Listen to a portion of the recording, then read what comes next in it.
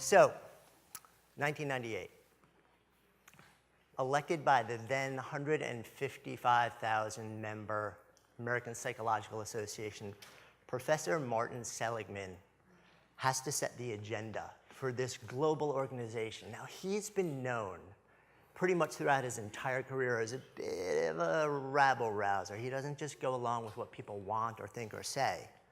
So he's charged with coming to the annual conference and laying out the theme. What's the theme for this entire organization going to be? And what he says is something that was kind of expected, but still rattled a lot of people. What he said was psychology is half-baked, literally half-baked. We've baked the part about mental illness, we've baked the part about repair and damage, but the other side is unbaked, the strengths, the side of what we're good at, the side of what makes life worth living. His whole theory was that we're all about bringing people from -10 to 0. It's time we bring people from 0 to +10. That the field of psychology is not all about illness to baseline, it's about baseline to flourishing. And that nobody agrees here, right? So that kicks off now an incredible resurgence and a whole new field called positive psychology. Now, what I want to invite you guys to consider today is something similar, and that is that innovation is half-baked, quite literally half-baked. We're kind of there, but we're kind of not. So let's get into this a little bit. So we're getting pretty good at the first part, the first ingredient of this whole thing, right? So we've pretty much baked the part about culture. You know, we build organizations, we build companies, we're really getting into it. I mean, there are articles, books, videos, talks all over the place written about culture. And what we know is this. Really important when it comes to culture is we've got to exalt experimentation. We've got to raise the expectations in terms of allowing people to do things that might bomb, right? But we have to go beyond that. We have to encode it. We actually have to bake it into the core values of the organizations that we're creating. We can't just say it. And even beyond that, this is where things get tripped up a lot, right? We say it. We're all about trying things, taking risks, trying to push the envelope to create something phenomenal, astonishing, change our lives, our organizations, the people we serve, or the world. Yet when we try and fail, so often we're punished. So this we know now is a really important part of the culture of innovation. Beyond that, you take the next step and you actually allocate time, energy, and money to making this happen. So you move beyond lip service and you start to actually say, I'm in. And one final step, and we know this to be really, really critical piece of the innovative culture, is that you've got to lead by example. So if the head of an organization or the head of a team, has anyone ever been in a team or led a team where the leader says all these first things and they're all jazzed and they want you to go out and do it, and they have never done it themselves and they will never do it themselves? Nobody in this room, right? But that is disaster, because we look to others' actions, not just to the edicts, to determine how we need to behave within any culture, any organization. So we're pretty solid on the culture side of things, right? We got reasonably well dialed in. Google is actually a really fascinating example of this, right? Which is kind of a couple blocks from here in the city these days. And they kind of set the tone, because we all knew back in the day, like they were the ones who basically said, what do they call it there? How much time you get to just purely experiment? 20% time, right? So a really fascinating organization that's really worked hard to try and facilitate a culture that really embraces experimentation, not just in word, but in deed and in money and commitment. And they've done stunning things and continue to do stunning things. And they fail. And when they fail big and public. And when they do, they move on and do something again that's equal, if not bigger, risk. And they empower the people in the organization to do it. So we come to the second part, right? We got culture. We pretty much know what we need to create on a culture level. But there's this other thing that has to happen. There's another ingredient for us to really be able to just like tap that mad creative genius that takes everything to the next level. And that's the actual thinking method. Like, how are we actually thinking? What's the process to get from I have no clue all the way down here to, oh my God, I just stumbled upon an idea that is going to change everything in a profound way. So when we think about the method, for a lot of years, there was one predominant school of thought on how this method needs to work.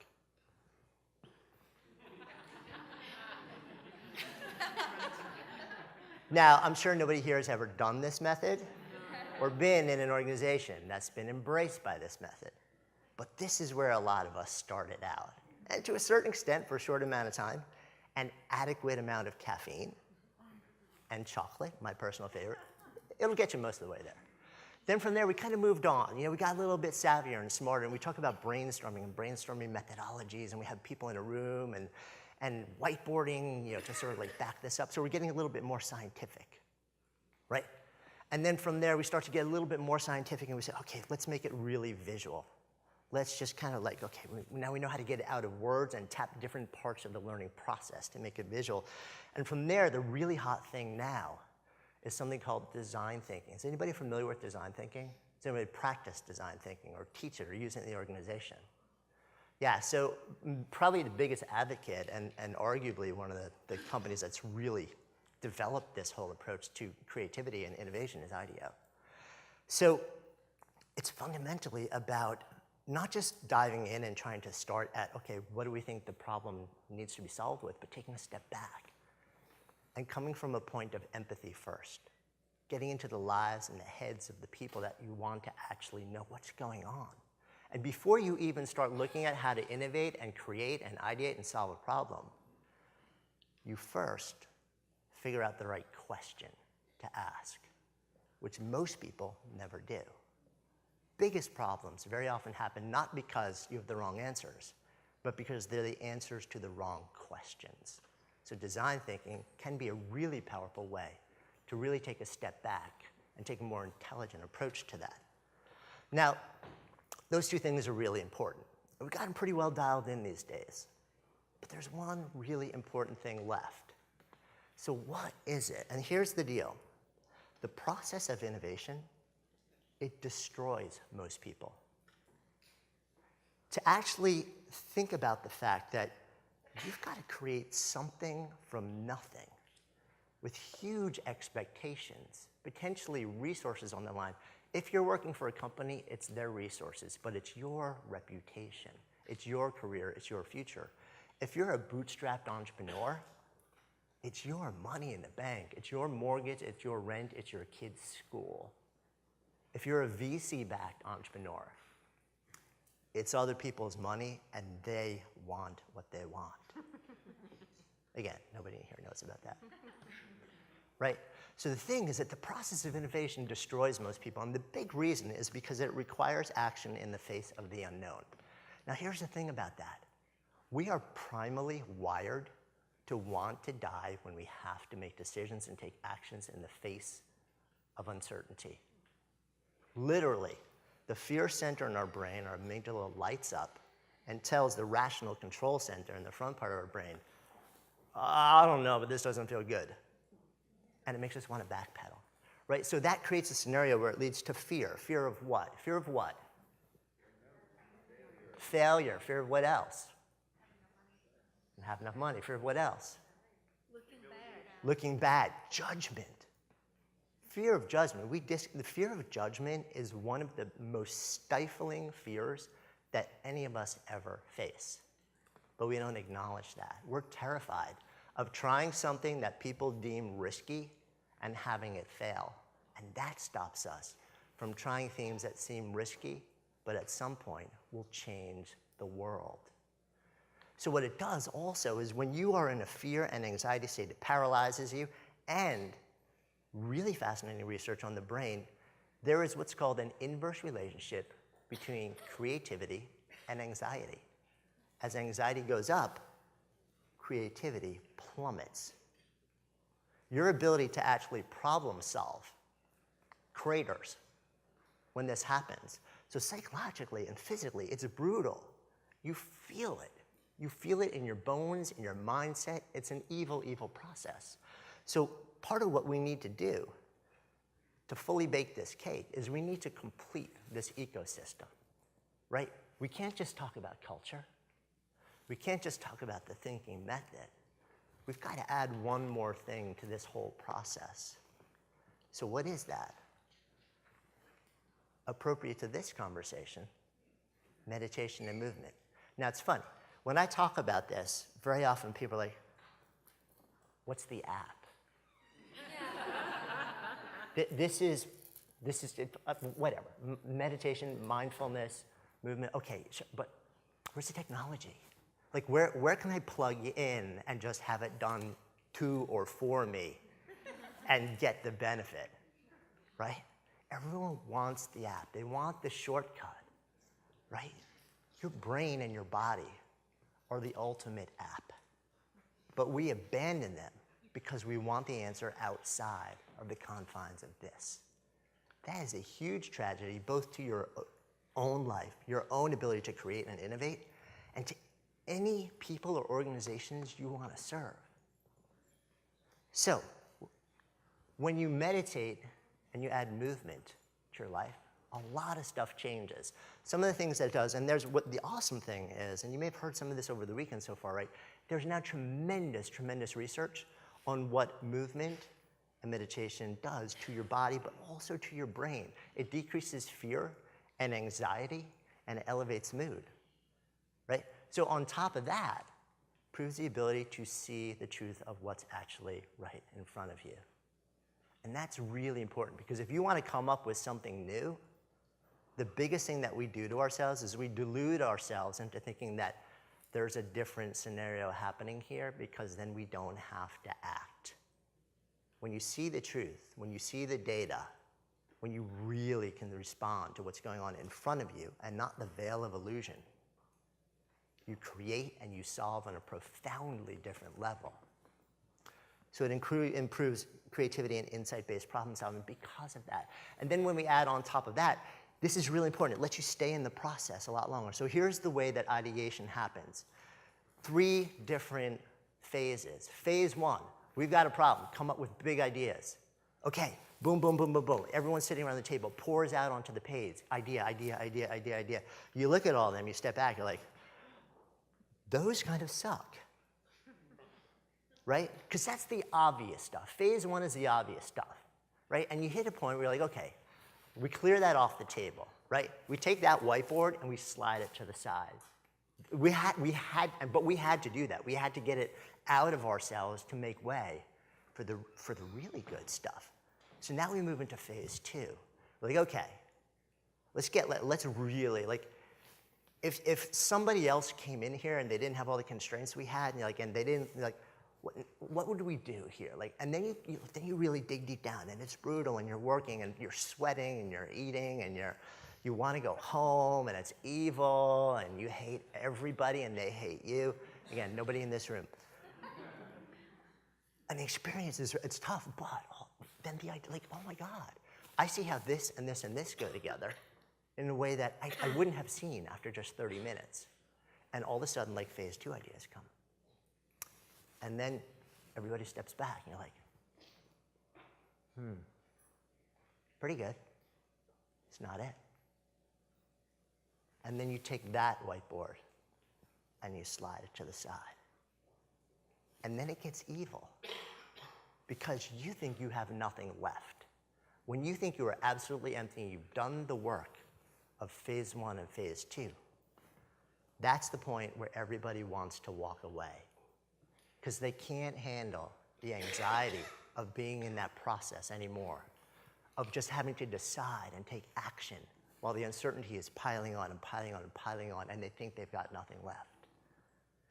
That is the very moment where, when you lean into it, astonishing outcomes, ideas, genius comes.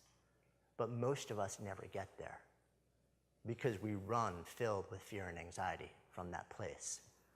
So mindset, meditation, and movement help you get there.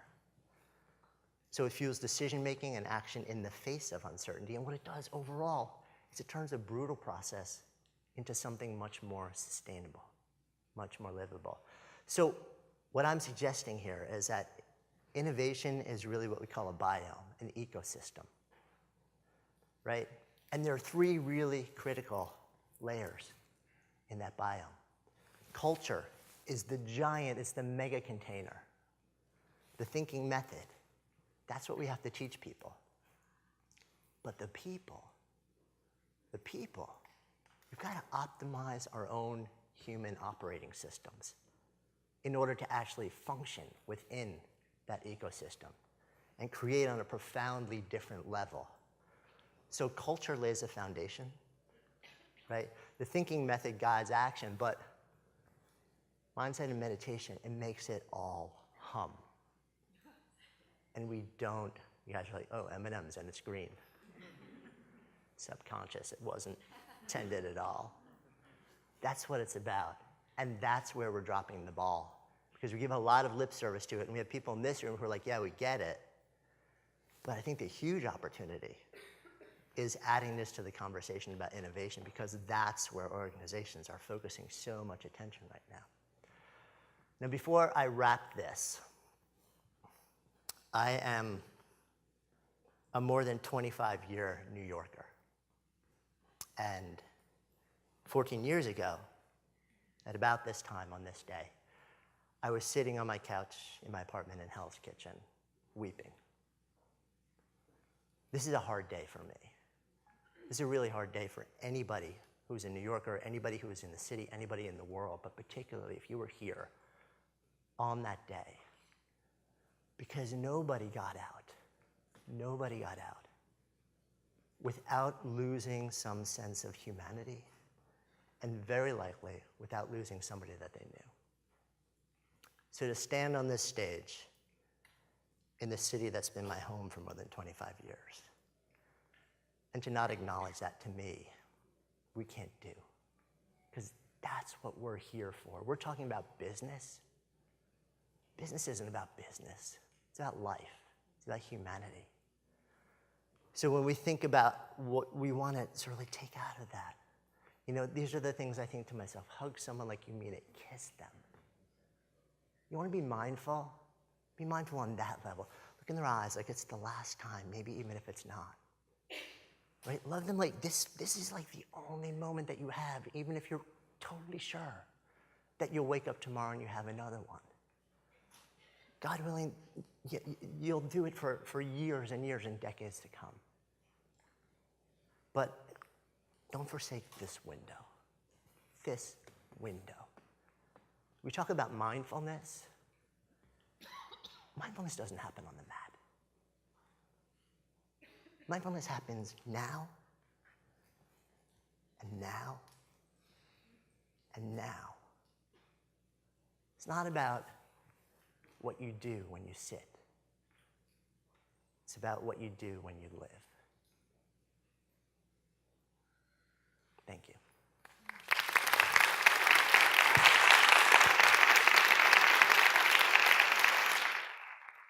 Thank you.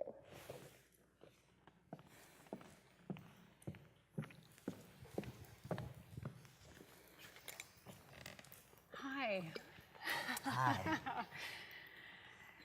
So I'm going to ask a few questions of Jonathan. We're going to keep this casual and open it up to you. So if you have some questions, have those in mind, and we can ask those. So thank you.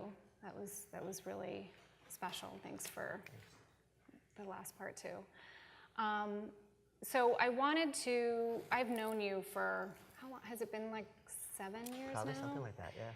You are somebody who I think is a walking innovator. I think you define what it is to create and be innovative, and you are so disciplined in your process and in how you think. And I always, whenever we're together, I always ask you questions about how do you do it? You know, how do you make the time to do, you produce so many amazing things. So I'd love to talk a little bit more about the design process, both in terms of what you do on a personal level and how you take that into your business? Yeah, well, I mean, so I'm wired in a way where, remember the movie Sixth Sense? You know, like the kids, like I see dead people. I'm not wired that way. But I walk down the block and I see possibility. You know, so I literally walk down the block and I'm like, I could fix that. I could fix that. I can help that. And I love to create. Like I love to create. So for me, the biggest challenge is actually entrepreneurial ADD. You know, it's not coming up with ideas or figuring out how to solve problems. It's eliminating all of the different things that kind of say like this, and say, you know, not now, and maybe never. And then really, what I'm looking for, it's really interesting. There's a lot of, both in corporations and in the entrepreneurial world, especially the tech world, there's a lot of conversation around something called product market fit, right? So everyone's looking for product market fit. Do I have the right solution and the right market so it's like they fit like a glove, and boom, everything's off to the races. Like identify the customer and then find product market fit. What nobody's talking about, but what I've ended up working with on so many levels with so many entrepreneurs over the last few days is what I call product maker fit. And is the thing that I'm building, not just going to serve a substantial need and an identifiable person or community, will it also serve me and how I need to and want to live in the world? You know, so when I'm looking at what am I gonna create, I'm constantly running experiments to test both of those hypotheses simultaneously.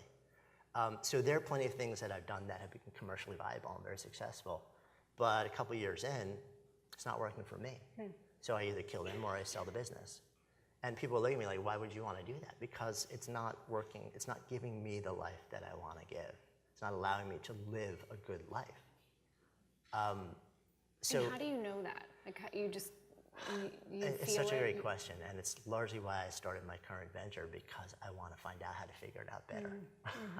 So what better way than to just like basically fabricate a company that allows me to justify sitting down with all the people I want to have as teachers from around the world. I strongly recommend doing that, by the way.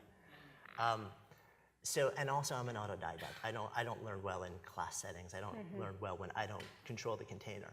So I love to find the people that I want to learn from and sit down with them. And I've had an incredible opportunity to do that with stunning people who have pieces of the puzzle. And for me, it's really, you know, it's about love and belonging. It's about meaningful and fully expressed work. And it's about a vital mind and body. And you know, we can express those and explore those all different ways, and I do. But that's the heartbeat. And how do I know when I've hit that? Well, I step back and I look at numbers, but fundamentally for me, it's actually, I'm a soft data person. So it's like I get an intuitive physical feeling in my body when something's right or something's wrong. And I think part of the beauty of the practice, having a daily practice, is that rather than ignoring that and just waiting until things blow up, which I have done plenty of times, by the way,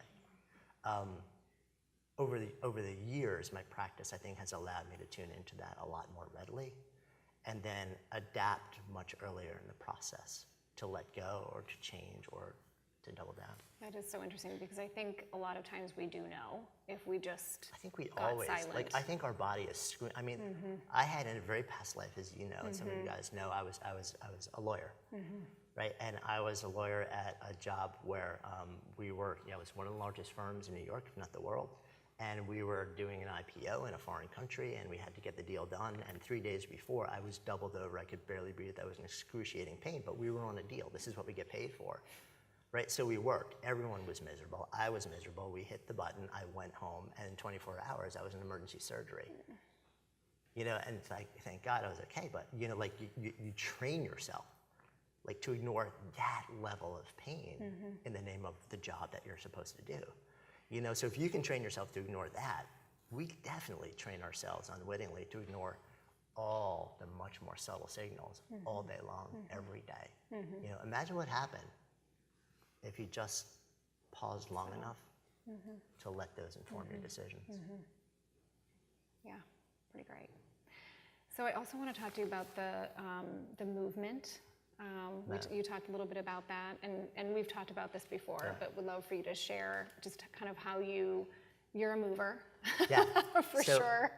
And I become much more, I'm very physically oriented, but there have been windows over the last few years where I've been a total slug. Nobody can, I know, like nobody here has ever gone through those windows, but, and I realize, and all the news coming at us now is movement is not just, it's about your body and it's about your health. It's being sedentary throughout the day is the equivalent, like heart disease risk as smoking.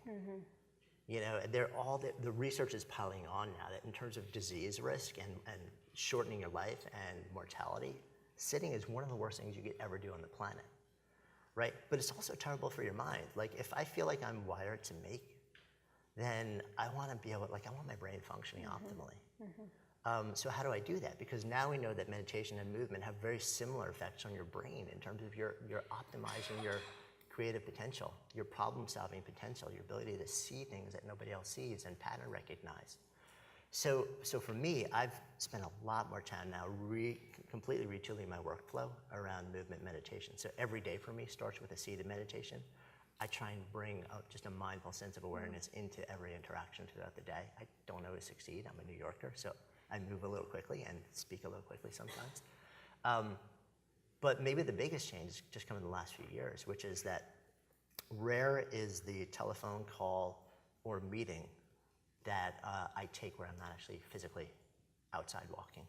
Or if it's the middle of the winter here, like February, any New Yorkers in the room, like February, you don't want to be walking outside in this city. It's pure evil. It's not like San Francisco. We know. Yeah, I literally I should subscribe to headsets because I go through them so quickly. Oh, you don't have one? No, I do. Oh, okay. But they break pretty quickly okay. because I wear them so often. And even in the middle of the winter, if I'm on the phone call, I'm pacing. I've got my, I'm tracking here, and I know I'm moving constantly for two reasons. One, because three reasons. It's better for my body. It's better for my brain, and if I'm on the phone with somebody who's looking to get the best they can possibly get from me, the only way that's happening is if I'm moving while I'm in conversation with them. So, and I'll tell people, I'm like, look, you can either have me at 80% and I'm going to kick back and sit, or you can have me at 110%, but you're going to hear a little bit of background noise because I'll probably be in the middle of Central Park. There's one time we moved recently that we were up in the Bronx on this little tiny enclave along the Hudson River, and there was a dirt trail that I would walk and talk for my phone calls. And I'm on an important phone call one day, I'm trying to play it serious, and there's a train that kind of occasionally whooshes by, but I'm kind of ignoring that. And we're walking by, and then the trail winds behind at one point the playground of a fancy private school. So I'm walking, and there's a fence up, and out of the other ear, I hear, "Hey, mister." I'm I'm business, walking in the woods, business call, right? I ignore it. "Mister, hey, mister." I keep walking. "Mister, can you get us the ball?" I love that. All right, hold on, please. Got the ball, threw it back over the fence. That's awesome. That's the nature, Yeah. But I think, because I'll tell people in advance, for my booking app, it tells you right there. It's I'm going to be walking with you if you want to be on the phone with me. And if you want to Skype or actually get me on a screen, we need to arrange that in advance, and I need to okay it because that's not how I like to function.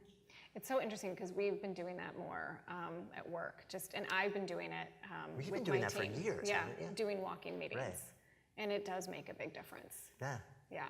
I mean, I just find, so even when I was studying for the bar, this is a long, long time ago now, I studied almost entirely outside on a deck on the east end of Long Island, just holding a piece of paper and walking outside. Because my brain functions so much better that way. And it helps me decrease anxiety and stress.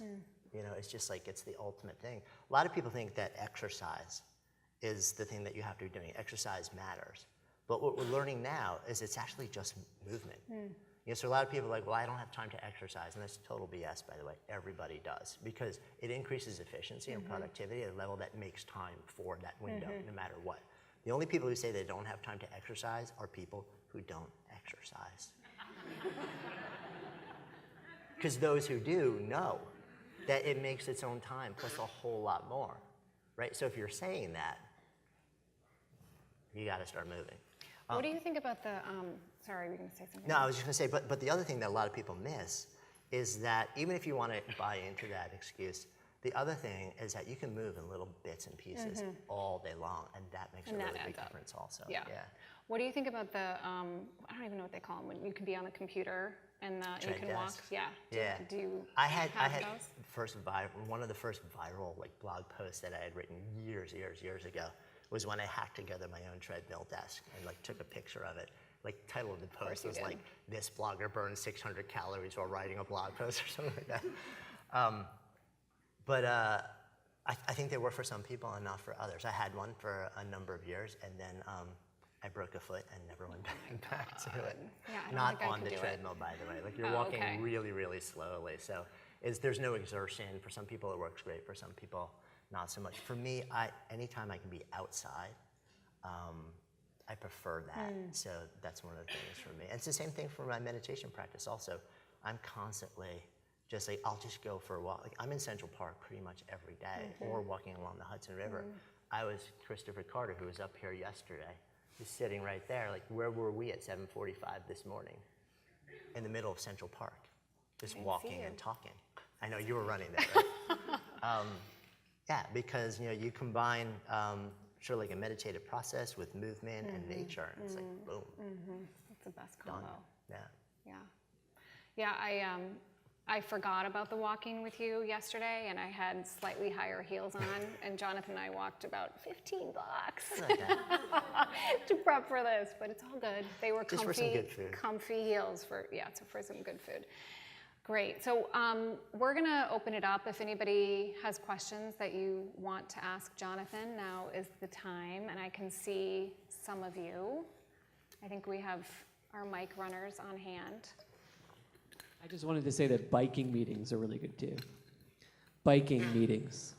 Biking meetings. Yeah, just to throw that out there. Wow. Yeah. That's a whole different level. That's pretty hardcore. Yeah. I mean, it involves some kind of dexterity and, Yeah, But, I would not recommend biking meetings on New York City streets, though. Yeah, that would be really maybe hard.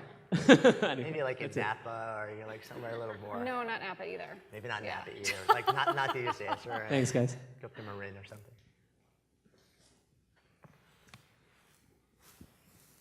Thank you for being here and for your insight.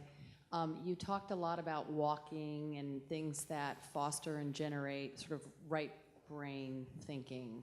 And you also talked about the fact that you don't like structure, you like creating your own structure. So I'm just curious how you integrate left brain functionality and creating form and structure for all those great big ideas to go into. Can you just speak to that a little bit about the process? Absolutely. So I want to make sure I didn't misspeak. It's not that I don't like structure. I don't like other people's structure.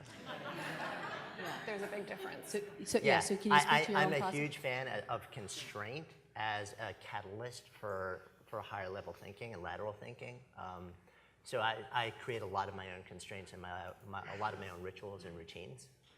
My morning is 100% ritualized. So I'm actually a really big fan of that. I just don't, I need to be the one who actually creates that container. And I probably I was like an artist as a kid. I was a painter. And I just wanted to be completely freeform. I think over the years, there's a lot of research now that shows actually that when you actually apply limitations and constraints, that it actually really increases the level of creative output. So I am a fan of that. I just don't want other people to impose their structure on my process. Hi. My question is, in the beginning you mentioned that you see opportunities walking down the street. As someone myself who's a new entrepreneur and often inundated by tons of ideas, many of which are bad, but a few hopefully are good, I'm curious to know what your process is, if you have some sort of inner filter or metric that you use to discern which ideas to take action on and which ones to withhold from or defer. And the second part to that question is, out of those that you choose to move forward on, what does your structure that you create for yourself look like insofar as storming the idea versus forming the idea. That's to say, actually taking creative action on it. Yeah. Let me address the second one first, because I actually don't make a distinction between storming and forming the idea. I think it's an incremental, iterative process where I'm a big fan of like design thinking. Like, I've done some training in it. I was very fortunate to have the time to actually sit down with Tom Kelly, who's one of the two brothers who sort of like spearheaded IDEO recently, and jam with him on some cool ideas, and that'll be coming out soon on the podcast too. And a lot of that is built around, like whether it's design thinking or agile or lean, it's the idea is to actually to elevate not success but learning as your primary metric in the beginning. So the question for me becomes, what small, low risk, low threshold, fast experiments can I run to just learn as much as I can as quickly as possible? To validate, again, like the two sides of the equation, product market fit and product maker fit. So I'm running experiments to get information on both of those constantly. Because I'm very fortunate to have a nice community in the online world these days also. I'm constantly testing ideas without people knowing it. I mean, constantly. I'll create content all the time just to test how people respond to it. I'll look at, I'll throw out an idea as a tweet and see how people respond to it. I'll throw something on Facebook, I'll throw something on Instagram, I'll write a post about it, we'll create a video. I'll throw something out in audio format on the podcast. So, there's so many ways to get feedback these days, but fundamentally, the idea, one of the shared steps in all these processes I've talked about is prototyping and iteration. And what we're doing a lot more in the world of entrepreneurship and art and building things is shrinking that process and making prototypes itty bitty, really low budget, really fast, down and dirty. It can be even as like simple as you got an idea for an app, right?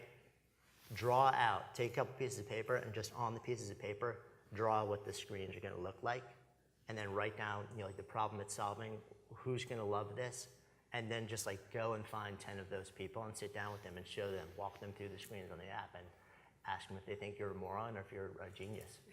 Or if it's somewhere in the middle, which hopefully it will be, like what would you do differently to make this better? And then, but the big thing is, we all start out with mostly assumptions and a little bit of fact. And over the process of building and testing and making, then we start to replace assumptions with data, right? And then one of the big misses I see with a lot of entrepreneurs and even large organizations is that they never revisit, they never dashboard that process again. So like you should regularly revisit and say, okay, if now that I know that I started with 90% assumptions, 10% data, and now I'm at 50-50, now that I have 40% more hard data, and now the market is actually telling me what I need to do to make it happy, if I do that, will I still be happy? Or will the thing that brought me to it in the first place be gutted in the process of accommodating the market? And that's a question that most people never ask. So you build something that the market loves and that you hate. Wow, I always learn something from you. Thank you. I think that's all we have time for. Thank you very much, Thanks. Jonathan.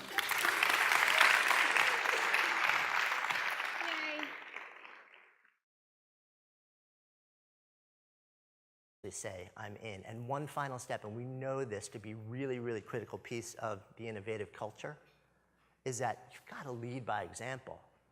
So if the head of an organization or the head of a team, has anyone ever been in a team or led a team where the leader says all these first things and they're all jazzed and they want you to go out and do it, and they have never done it themselves and they will never do it themselves? Nobody in this room, right?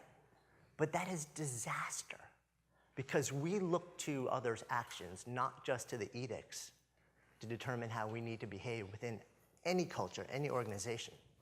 So we're pretty solid on the culture side of things, right? We got reasonably well dialed in. Google is actually a really fascinating example of this, right? Which is kind of a couple blocks from here in the city these days. And they kind of set the tone, because we all knew back in the day, like they were the ones who basically said, what do they call it there? How much time you get to just purely experiment?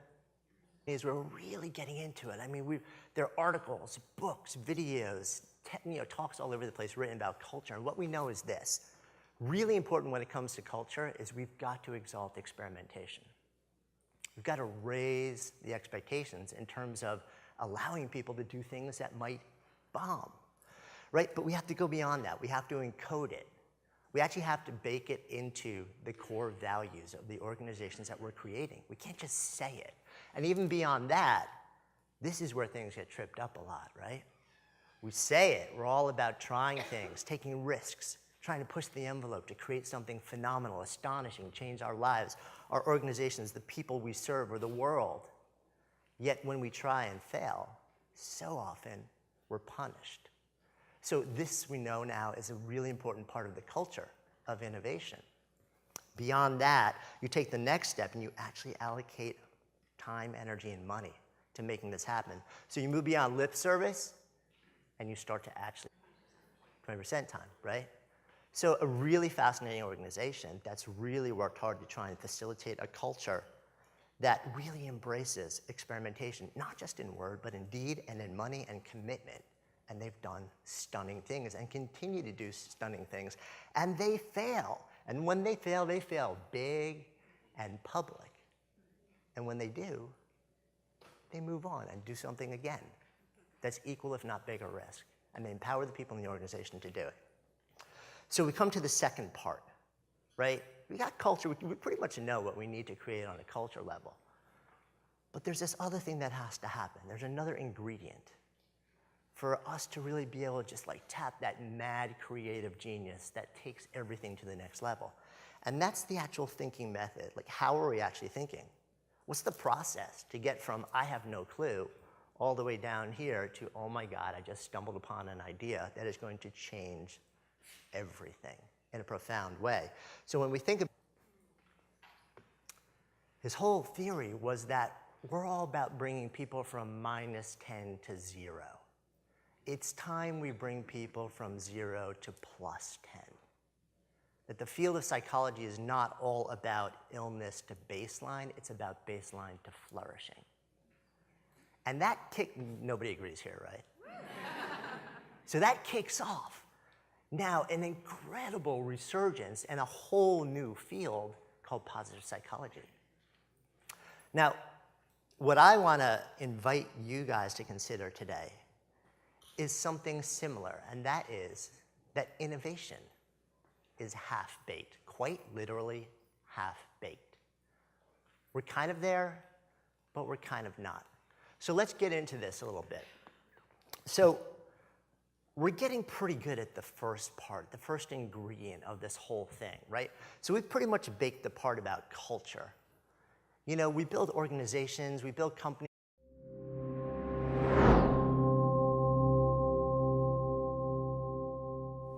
So, 1998, elected by the then 155,000 member American Psychological Association, Professor Martin Seligman has to set the agenda for this global organization. Now, he's been known pretty much throughout his entire career as a bit of a rabble-rouser. He doesn't just go along with what people want or think or say. So he's charged with coming to the annual conference and laying out the theme. What's the theme for this entire organization going to be? And what he says is something that was kind of expected, but still rattled a lot of people. What he said was psychology is half-baked, literally half-baked. We've baked the part about mental illness, we've baked the part about repair and damage, but the other side is unbaked, the strengths, the side of what we're good at, the side of what makes life worth living.